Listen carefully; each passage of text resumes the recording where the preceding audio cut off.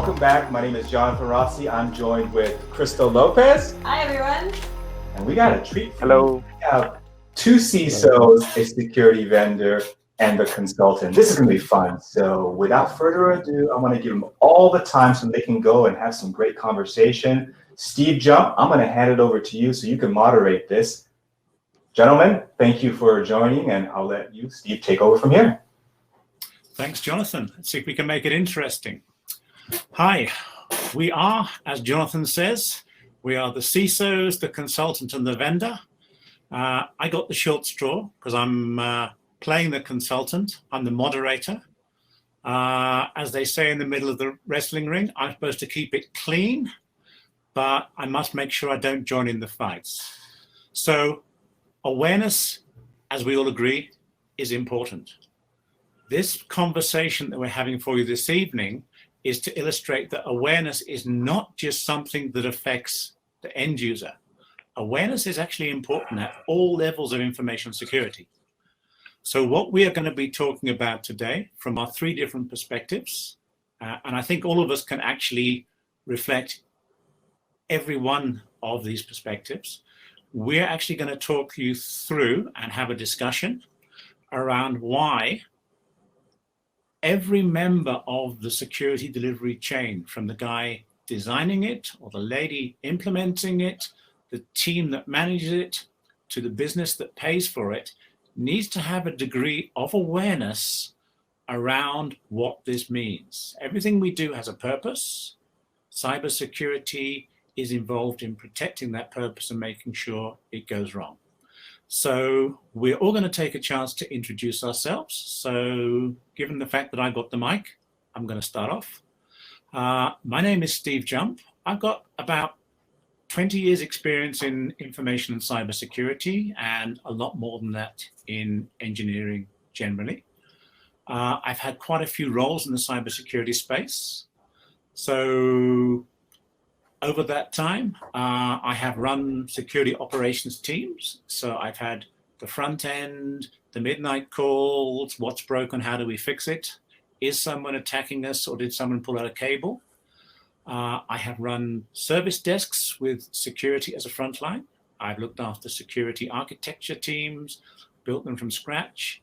And more recently, I've grown a security governance function, which is sort of a business conscience between enterprise risk and security operations delivery. I've played the role of a CISO and a managing director. So at all levels of this, I have become very aware that if we do not make all parts of our business chain understand the importance of cybersecurity, none of us can win. So from the point of view of a CISO, this is not a technology-driven position anymore. This is a business liaison role, making sure that business gets the security that they need. Probably one of the biggest jobs of a CISO is to make sure that the chief finance officer knows what the money is being spent on and understands that it's not just IT technology, it's everything to do with it. From the point now of the consultant who fits in the middle, is often the guy who is asked to advise the customer on what they need and to talk and liaise with the vendors. Okay, I'm playing that role tonight, although it's not normally the role I fulfill. I'm happy to play the role for argument's sake today. And then we're looking at the vendor, because it is too easy in the technology space to push technology. It's not about technology. We need the technology, but the whole purpose of this whole exercise in cybersecurity is to keep the information safe, to make sure that our users are as protected as they need to be, to make sure the business is able to make the money, the profit that pays for it, or if you're working for a non-profit, that you spend your money wisely and don't need to employ too many lawyers to get it back. It's all part of the same space. Awareness at each level is different.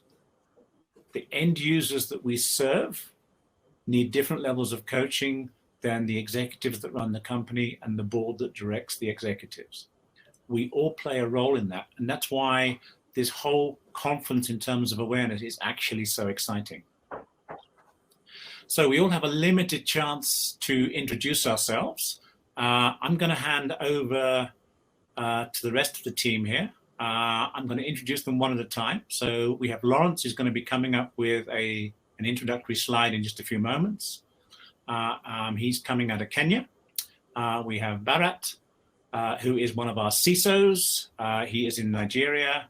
And we have Abu, who's another CISO who's coming to us from Ghana tonight. So we are across the continent, or at least we are if we consider Africa. And hello world, by the way. So Lawrence, would you like to introduce yourself?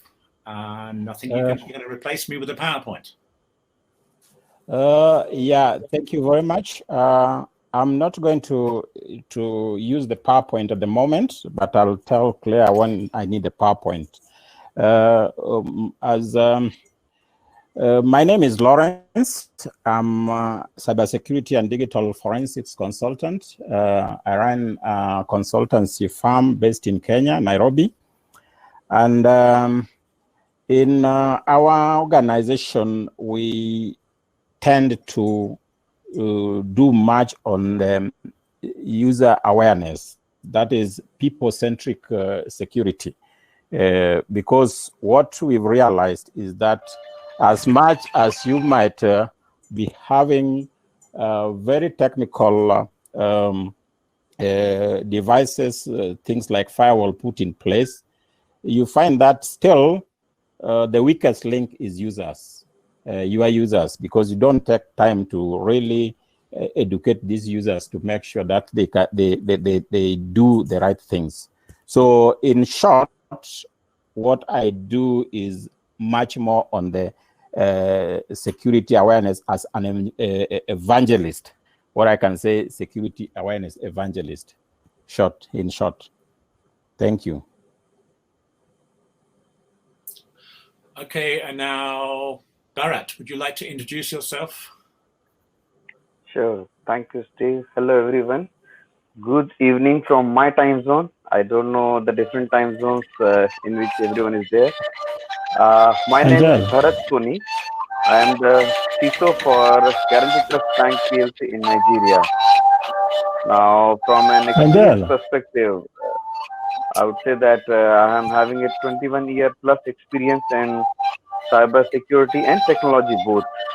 When we say technology, I started my career long back when there was at least no big hype about cybersecurity. It was only technology, network, and servers. From there, you have to start moving to cybersecurity domain.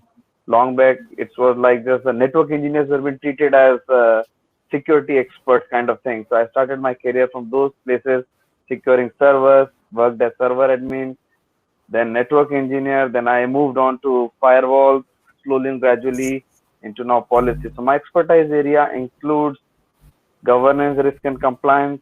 I'm well versed with networking. I'm well versed with server admin, typically with Linux environment.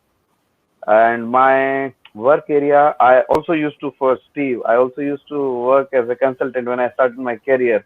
So you're not alone into this consultancy journey, Steve. And I have worked in different domains. I have worked in media houses. I have worked in bioinformatics firm as well, software development firm, typically on bioinformatics. And then I moved on to banking domain. So if I consider it, 70% of my 60 to 70% of my career span is in banking domain. The remaining is into different domains which I just mentioned. And yes, from a cybersecurity perspective, I would say that I'm still a learner, but yes, it's a never-ending story of learning about things. Thank you. Okay, Abu from Ghana, your turn. Abu is still from Nigeria. All right, Steve. Nigeria. Sorry. Just to correct that, yeah, I was going to correct that. So I'm actually from Nigeria. Okay. All right. Good evening, everyone. Yeah. So good evening, everyone. My name is Igboa Abumere. I'm the Chief Information Security Officer for Stanbic IBTC Holdings. So Stanbic IBTC Holdings is actually made up of 9 entities, including Stanbic IBTC Bank. And our parent company is actually Standard Bank of South Africa. So I play the CISO role for the Nigerian entity. I started my career as far back as 2002. So I've got about 18 years experience, both in cybersecurity, information security, and systems integration. So I actually started in consulting as a system integrator, and developed my career from consulting into security. I also worked with the Nigerian Security Printing and Minting Company, and this is the organization that's responsible for printing the currency of Nigeria. So I worked there as one of the IT security analysts at the time, and back in 2007, I joined more like what we call today the fintechs, but then we call them payment systems providers. So I joined one of the inaugural ones in 2007, and we're involved in offering both online and offline payment systems. So I continued to focus in the area of security before I went into the banking sector back in 2009. My area of specialty, it's an area of risk management, information security risk management practice, governance, strategy, and also providing assurance to key stakeholders. I currently play an industry role for Nigeria. I'm actually the chairman of the Committee of Chief Information Security Officers for the Nigerian financial institutions. And this is made up of the banks, as you know, and payment systems providers, which involves payment switching organizations also. So I chair that committee, and I play a key role with liaising with the regulators, the Central Bank of Nigeria, and the industry at large, which also involves providing risk advisory services for the industry, and also driving security initiatives that feed into what the committee we call the Bankers Committee, which is made up of the chief executives of the banks within Nigeria. Thank you. Thanks, Abu. Appreciate it. Right, now, let's get down to what everyone's come to hear from us. To start off our conversation, we have some very carefully rehearsed topics, which is designed to take us each out of our comfort zones. And hopefully, as we solve that confusion, we will be educating everyone else around in the best possible way. So let's start off. I think, Lawrence, you got the short straw for this. So we're going to take it in turns to respond. So Lawrence gets first chance. So the question for us to start off with, we are in our lives, in our roles in the security space, always involved with old colliding with new. I think that's a factor of life as we develop. So the first question to get us all started is, how are we handling the cyber threats that we encounter as we transition and integrate between older server-based enterprise computing platforms and the more remote distributed cloud-based solutions that are so popular and so economic, often running in different countries? So Lawrence, do you want to respond to that first, and let's see where we go? Yeah, I think I want to take these questions in three fronts. First of all, I would like to explain this transition and what it brings, what it means. The second thing, then I'm going to explain how do you assess the risks within the enterprise as a result of this transition. Then the third thing is I'm going to look at how do we mitigate these risks?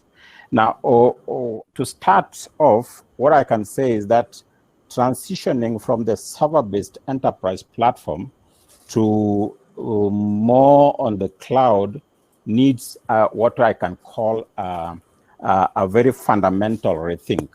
Why do I say that it needs a very fundamental rethink? Is that previously cybersecurity has been based or has been created on the premise of protecting or locking down the enterprise boundary. That is locking down the perimeter, and then dealing with threats once the threats are in. This is the traditional model of cybersecurity. And you find that it is not actually working. Why is it not working? Because we still see a lot of threats, a lot of sensitive information landing in the hands of wrong people. And we are aware of every now and then we see a lot of data breaches making headlines. Now, why is this so? This is because we can blame it on two converging trends. One is that the perimeter is dissolving, and attackers are shifting from the technology to more of people, to attack people instead of attacking the technical vulnerabilities. So this change of threat landscape needs a new, totally new, a fresh mindset, new strategy. That the strategy that is focused on people, protecting people rather than protecting the perimeter. And just why do I say that the perimeter defense is not working? Right now, in any enterprise you go, you'll find that business or work is conducted on devices that the organization does not support. And this is, I've gone to many organizations, and you find that when there's this idea of bring your own device, you bring your own device and the organization does not even have a policy in place to deal with that. So you find that the CEO says that, no, I want to use my iPad. The CFO wants, no, I want to use my Android, the gadget, the device that he's used to. And this brings a lot of problems. So you find that the work is done, is conducted on devices that the organization does not support.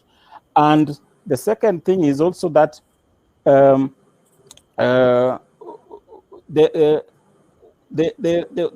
infrastructure that the organization does not manage, because now once you move to the cloud, you do not have the authority over the infrastructure you are using.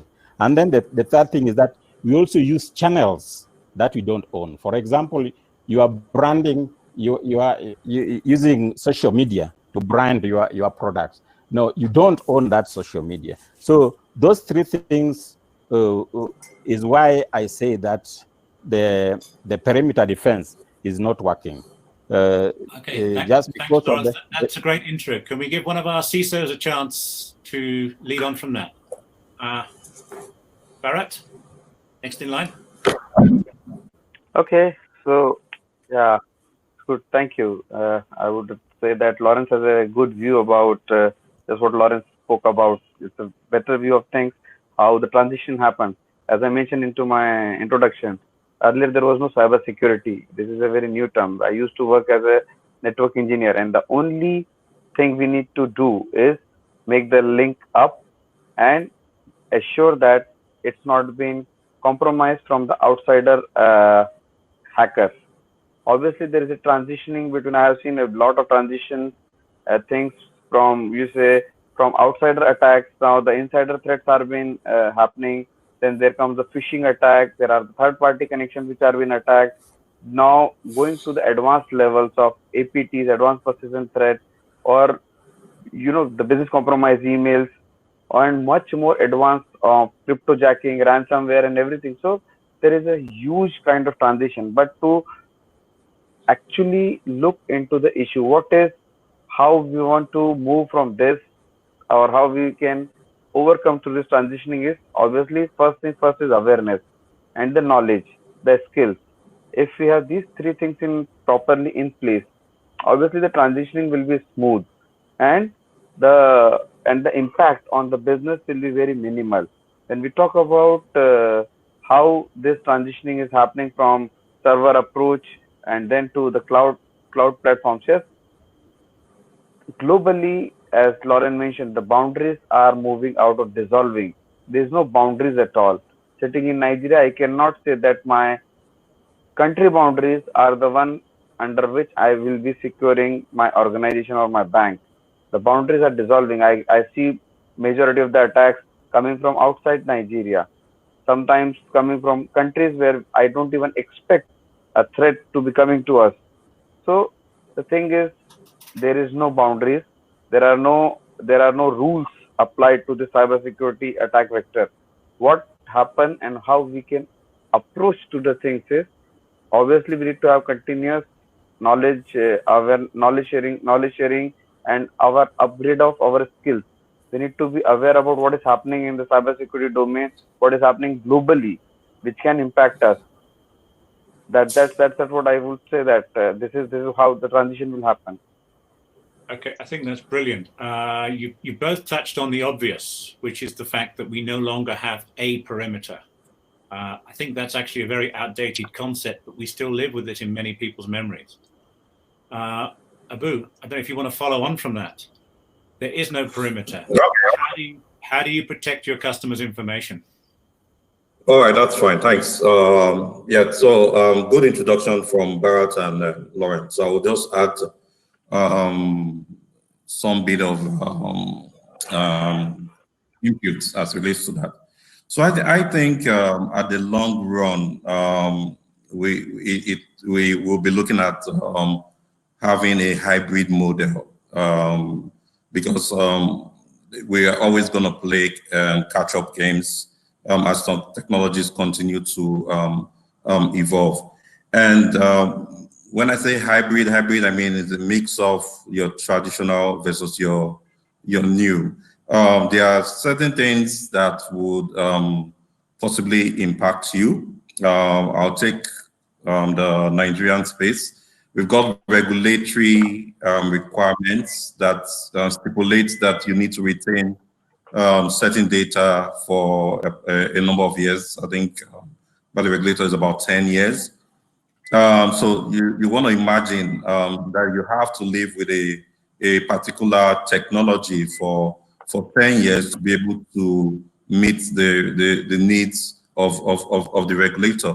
So I think in making certain decisions, we need to take a risk-based approach to them. We need to know what the impact of business is moving forward, and we need to understand what the impact is to the business if we decide to carry along the old baggage. I don't think we can run away from the fact that skills need to be retained. So as part of your strategy or your approach, you need to ensure that you either build those skills internally and retain them, or you outsource them and have maintenance contracts or agreements that ensures that even while they go end of life or end of support, you still can get the required support and skill to ensure that those systems still remain usable at some point in time. But I think ultimately it's a strategic call for the business. That bit of risk assessment needs to be done. They need to understand what they stand to gain and what they stand to lose, and then based on that, certain decisions will be taken. But I think looking at it from an information security perspective, it's about making that information available at all times. And so as part of our strategy, we need to ensure that we have a hybrid model to it. We need to ensure that we put in place specialized controls that are compatible with those platforms.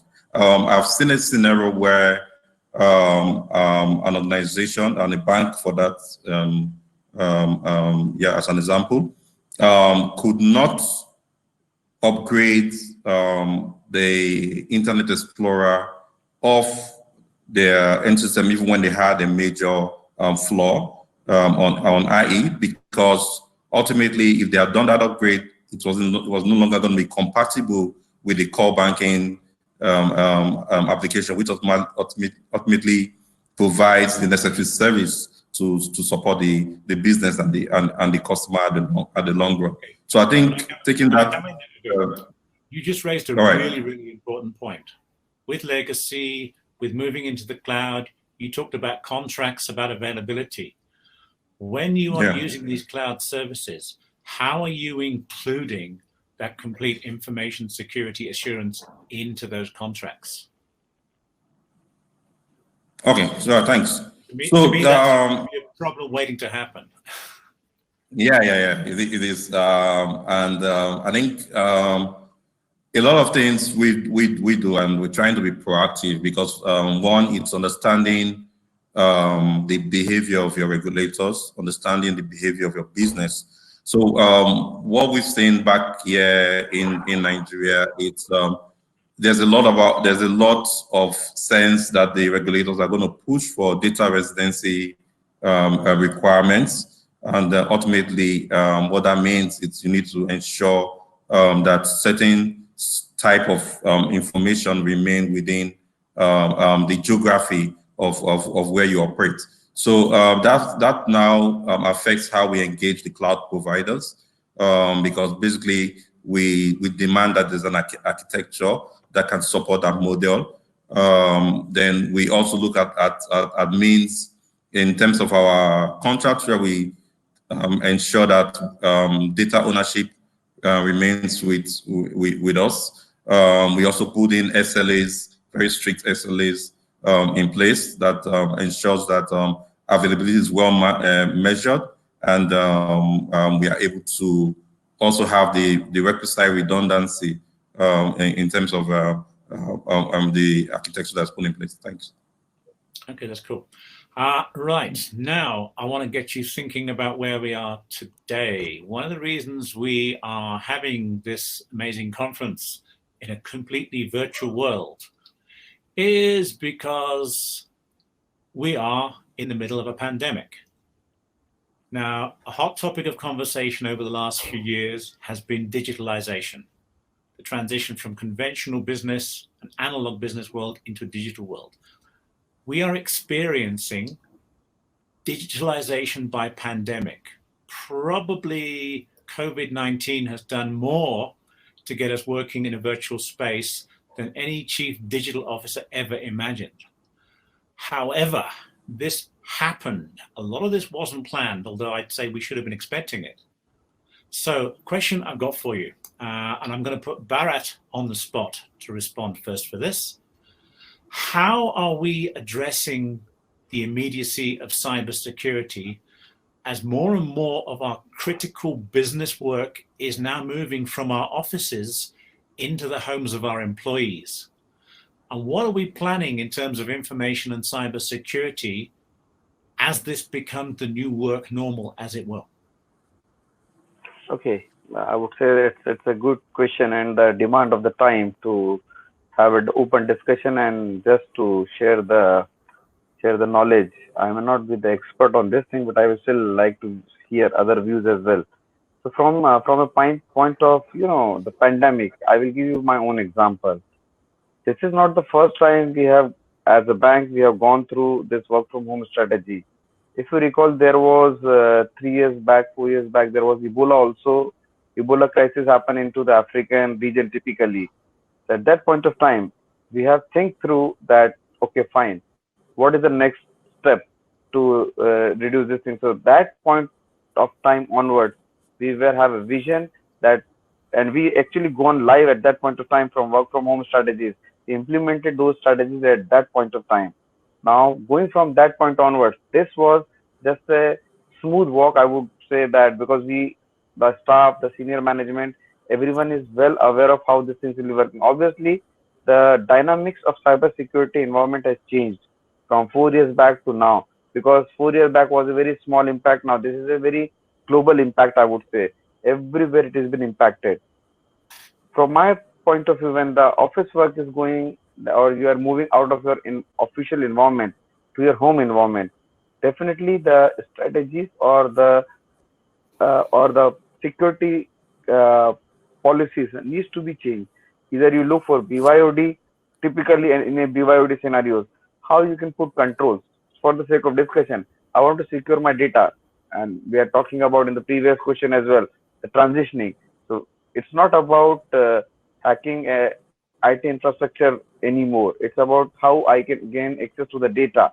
So how I'm going to secure my data in a banking environment. The customer data is the most critical information we need to secure. So from that security perspective, if the data is being shared from home or something like that, are we going to implement DRM, the DLP side of the things? What are the reasons how we are going to control the BYOD part? Can we do the control of the device itself? Because at the end of the things, the data resides into a system, and if anything happens to that system, can we control those systems? How the users are going to connect? For the sake of discussion, I will tell you one view of things. When users are going to connect, there is a risk that obviously a VPN can have different multiple factors to authenticate, but whether the user is connecting, the user behavior part of things, whether the user is connecting from one single IP address for last 10 days, or every 30 minutes or every two hours, the IP address is changing. It may be genuine, but are we generating real-time alerts that this user behavior is different than a normal user behavior? Even working from home things are being considered. So those are the things I would say, that if we put proper policies and strategies in place and controls in place, I believe it's controllable. The norms will be changing, things will be changing. Users are adopting those things very quickly, but obviously organization has to invest and try to look into further activities of how the data can be secured. Ultimately, the data has to be secured. That's great. Abu, would you like to follow on from that? Because I think you're in the same banking world. Yeah. Thanks. Okay, so so that it's the reality. It's the new norm, and then we just have to deal with it. So there's a lot of concerns coming out of this new way of working, and it's all about being prepared and also thinking ahead. A couple of things I'll mention. We'll take things like business email compromise, for example. These are going to be common threats that we would see. We've already started seeing them. And basically, it's all about how well is the workforce aware of such behavior. So having a proper well-structured and effective awareness program or communication channel with the workforce is also very key. With seeing a growing trend around DDoS, which is distributed denial of service, targeting organizations. So in a traditional way, when the DDoS happens, it disrupts services. But we still, because we're physically present, we are still able to provide some level of service to the business. But now, everybody's going to be online and connected and trying to gain access to the office. Now, what happens when a DDoS attack happens? It disrupts both the connections for the staff and also impacts the business as a whole. So you're ultimately grounded. So having the right controls in place to mitigate such threats, it's very key, and it's something that needs to be looked into also. I would also speak to the area of identity management. how do you get to validate the identity of your staffs who are connecting remotely? Having things like a multi-factor or second form factor of authentication, it's very key so that you can actually get the required assurance that the right resource is connecting to the network. And I think one of the biggest challenges we see is the bit around information leakage. Having a model that ensures that is cloud driven also helps, because then you are able to monitor where your users go to from a cloud-based setup, and then you're also able to monitor what kind of information is shared from a cloud-based setup. So I think these are some of the contributions I can make. Thanks, Abu. You've said something, and I want to lead this into Lawrence now. Now, Lawrence, I know you have a passion for industrial control systems. How is our migration away from physical offices making your situation better or worse in that space? I think during this pandemic, when it comes to industrial control system, things are different. Things are different because what we can say is that if something is has got value, then that thing you should not actually connect to the internet. And if you look at the IT world, it is quite different from the OT world or operations technology world. So when we are looking at most of the industrial control systems that are actually part of the critical infrastructure, it becomes difficult for operators to work from home. The reason is connecting remotely to these industrial control systems can be very, very dangerous unless you have a very well-crafted and planned way of connecting, because you find that most of this industrial control system, you just connect to them when you are doing some sort of maintenance, but not in a bulk whereby you want to control something. For example, SCADA. In a SCADA environment, you need the operator to be there to monitor how things are working, and to control, do more, put more input so to control a process. So this is not something that you can do from remotely. So it becomes a little bit difficult. And the other thing which I've also found very weird with some organizations which are running critical infrastructure, or ICS, is that they don't separate the IT network from the OT network. And this is what we normally call air gap. They assume that because you connect the corporate network to the internet, the possibility of attacker using the corporate network to get into the ICS network is very high.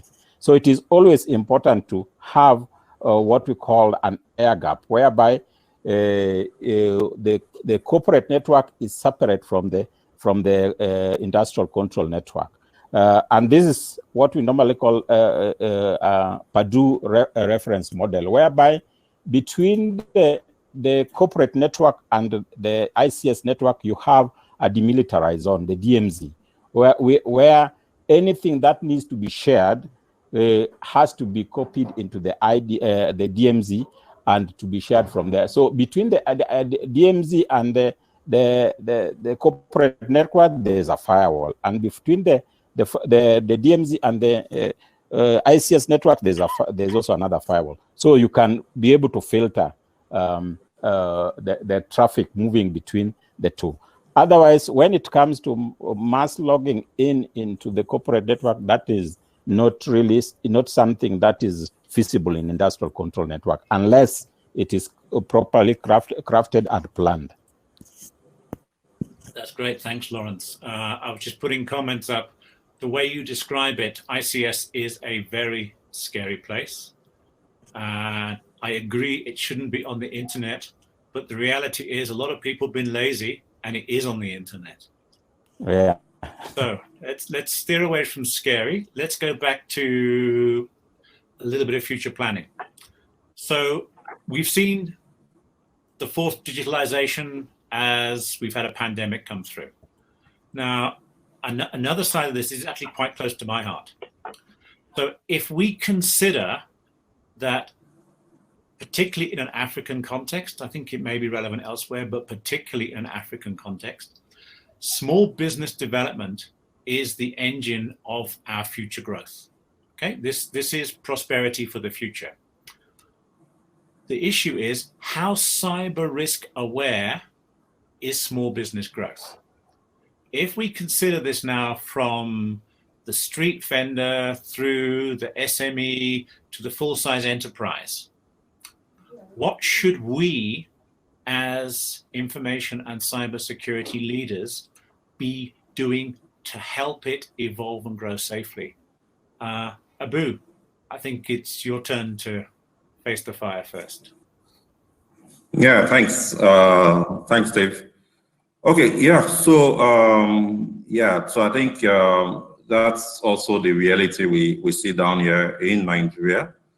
A lot of SMEs are having challenges with implementing cybersecurity practices, either because of the size of the business or the sector in which the SME plays a role, or even not having an aggressive regulator that can actually drive some of these practices. So for us, there is the bit of alignment with the national strategy for the country in terms of cybersecurity.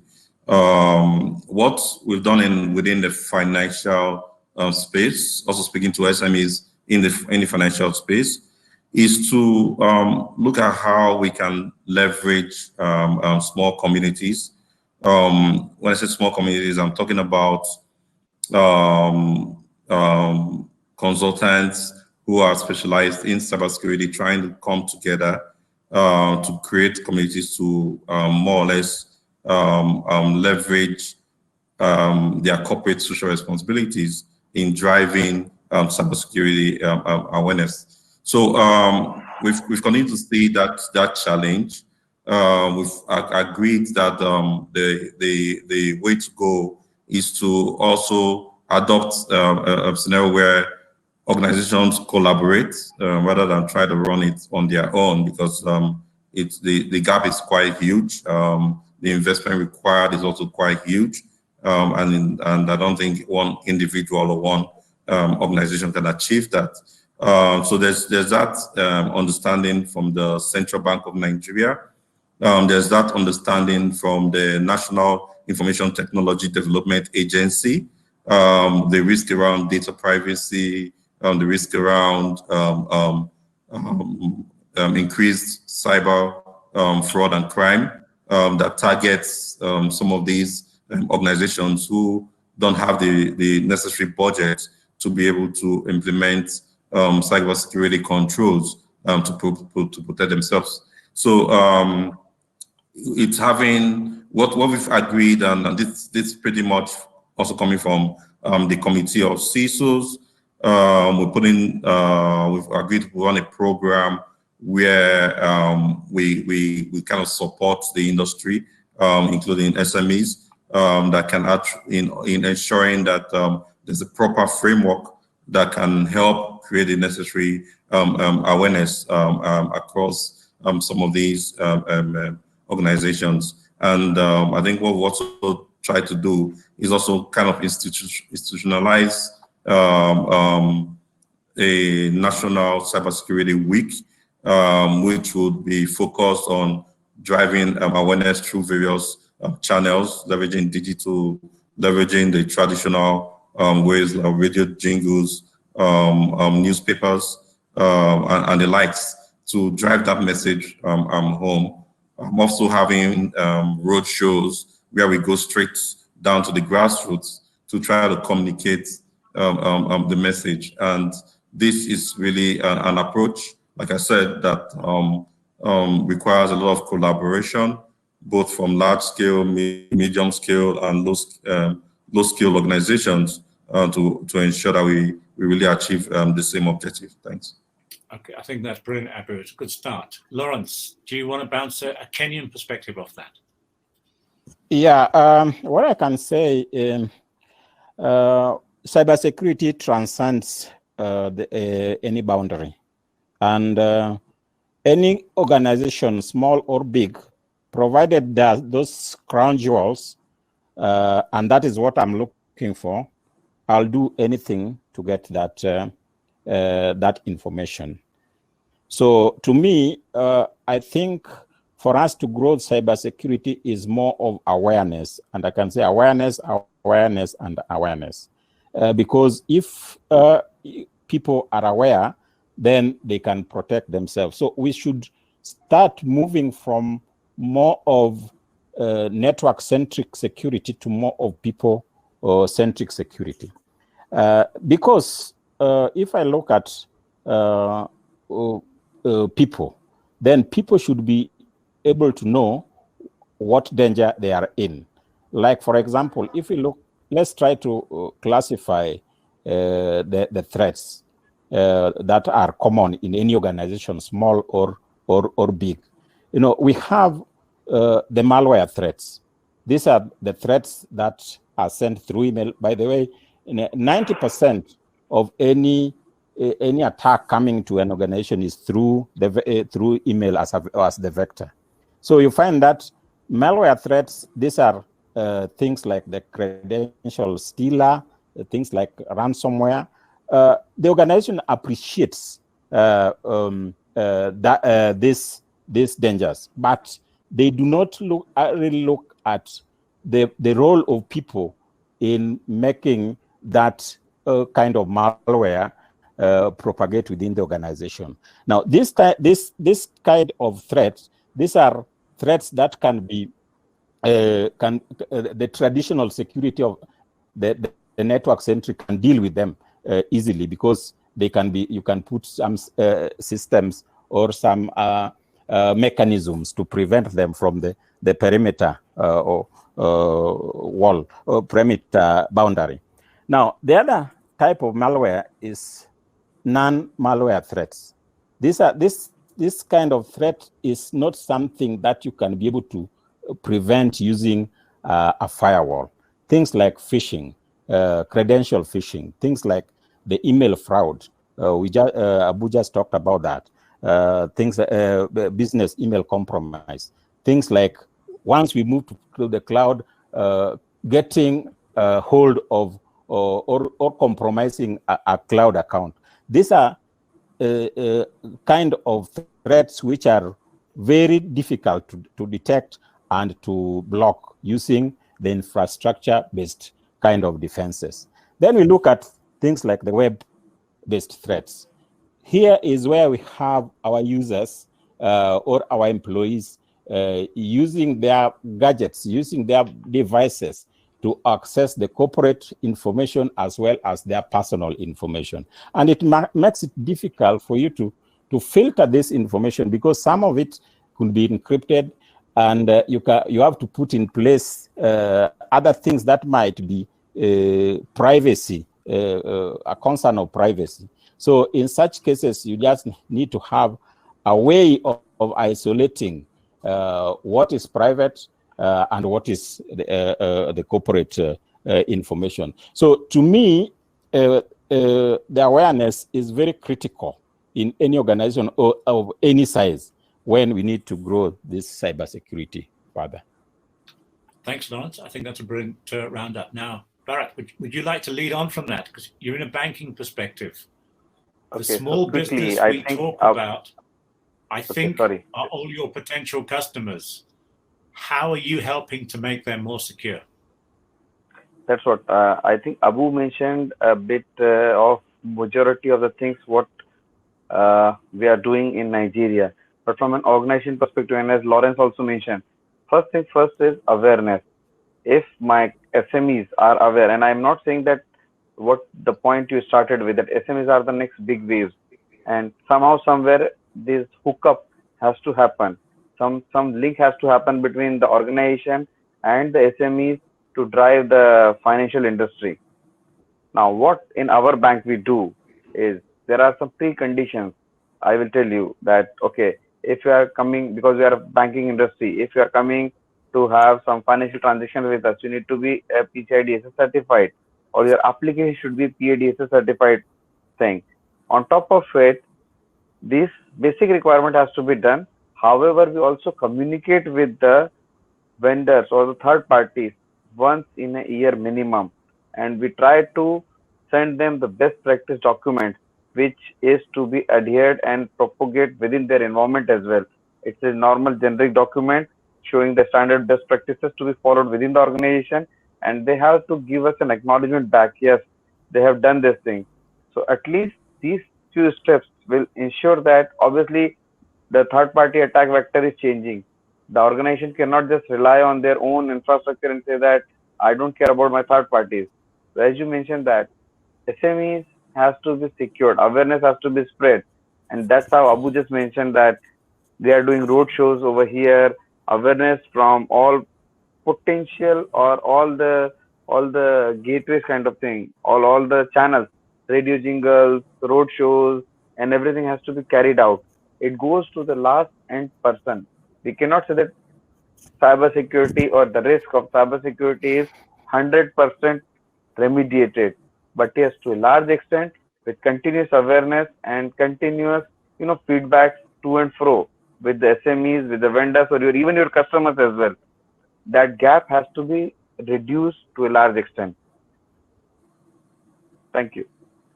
Okay, thanks. That's great. We've covered the three. I think we are nearly at our time, gentlemen. We did have a fourth question lined up, but I don't think we really have that much time to address it.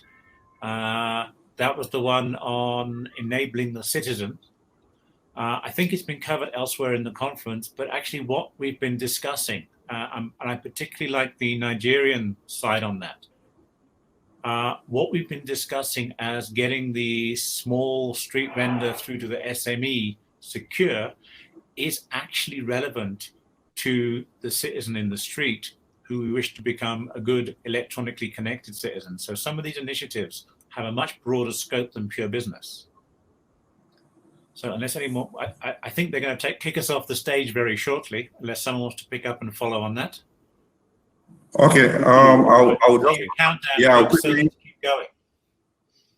Okay, so I would quickly say a few things, and I think, like I mentioned, there's need for proper alignment. And when I say alignment, I mean alignment from the national to the regulator down to the organization itself. And back in Nigeria, that seems to be working. So we have the Office of the NSA, we have CBN, and we have NITDA, strong regulators in Nigeria, and driving a lot of these initiatives with the smaller committees like us to ensure that it gets down to the grassroots. And I think the banks themselves have done very well, basically because now they roll out awareness messages, and we also roll out awareness messages in different languages. So it's also very key how you communicate to the to the target people. Do you speak a language that they clearly can understand?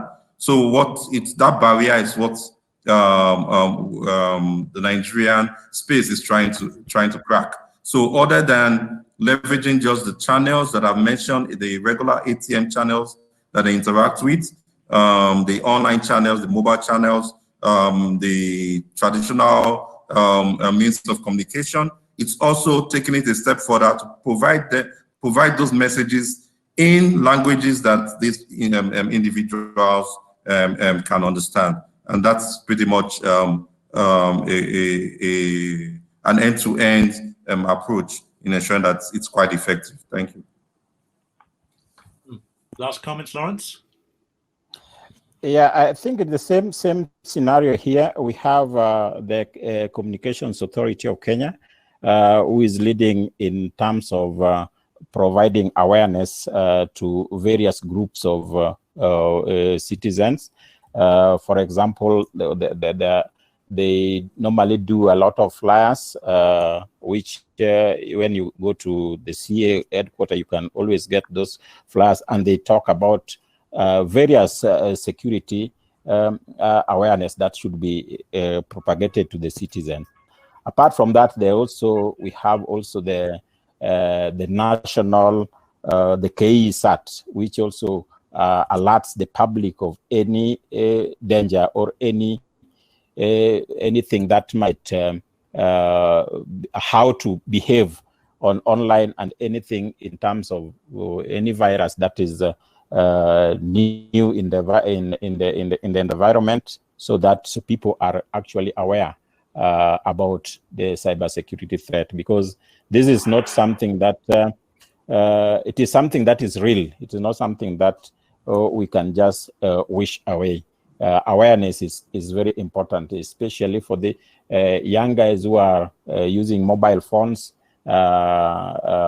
and connecting to the internet with the Wi-Fi, connecting everywhere. I mean, it is very important to know what kind of security that you should put in place to prevent yourself from any attack. Thanks, Lawrence. Good wrapping up. Bharat, last panelist. Do you want to make us proud? Okay. No, so from this security perspective, I think Abu and Lawrence has covered almost all the aspects of things. Awareness is one of the key aspects. However, when Abu was mentioning the government part or the regulator part is also a key role into things. Because sometimes it happens that it will not work unless there is a regulatory involvement or the government policies are working in place. If we force those things, obviously awareness will help us in driving those initiatives and reaching to the end person or the end people we want to secure for. And that's my take on this thing. Thanks, Bharat. Okay, my fellow panelists, Lawrence, Abu, Bharat, and myself, I'd like to thank all of us for giving a sterling performance. And I think we're being pushed off ever so politely. Do we appear on stage? Oh, no, I wanted to say thank you to all of you all for your contribution. We appreciate it. We definitely wanted to have you back again. Each one of you, Lawrence, Bharat, Igboa, and Steve, for the moderation. We will continue this conversation. And Steve is coming on at noon, right? Noon LA time? I believe so, yeah. I think there might be some. That's midnight my time. Okay. Even better. So we have to have a lot of people tune in, Steve, because you're making this sacrifice of staying in up till midnight your time. It's not midnight. I think it's much earlier, isn't it? I think everyone here is a good night over here. So have a lovely evening, everyone. Yeah, thank you all. Have a nice time. Thank you, everyone. Yeah. Right, we'll be in Take touch. care. Bye-bye. All right, thanks. Appreciate it. Thank you. Bye-bye. Thank you all. Bye-bye. Bye, Steve. Bye. Stay tuned, everybody. We're going to be back on stage.